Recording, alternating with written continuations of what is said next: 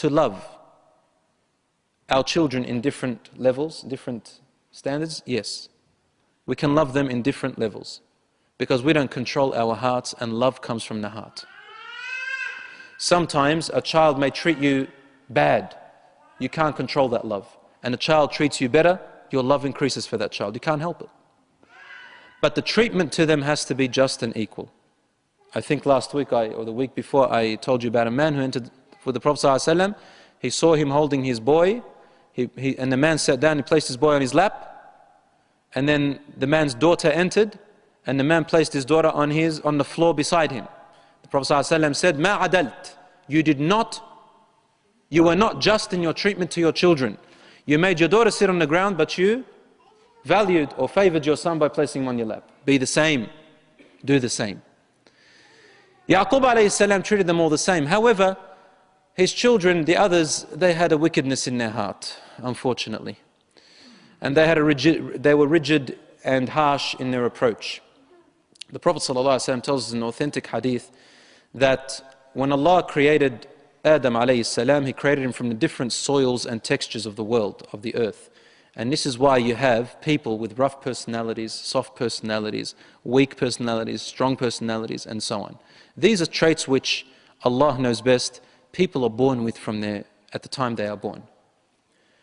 This doesn't mean that gives us a reason or an excuse to follow these desires. So if you're born with a harsh personality, it doesn't mean you have to obey that harsh personality.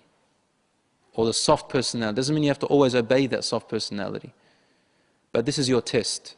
Each one of us has a test of some sort, and we need to rise above it.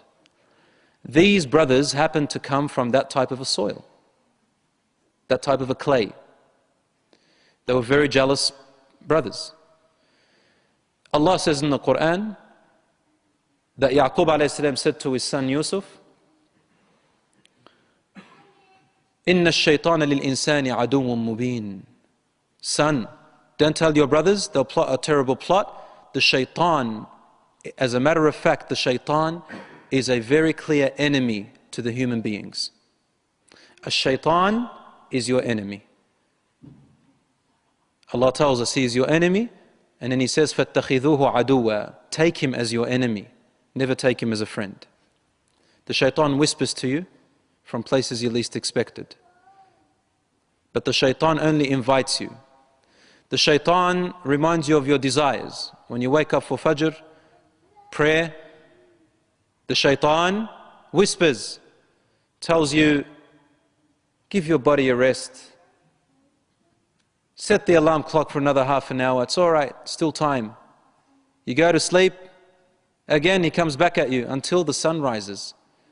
Then it's easy to wake up afterwards. Or maybe you don't care. The shaitan doesn't care anymore either.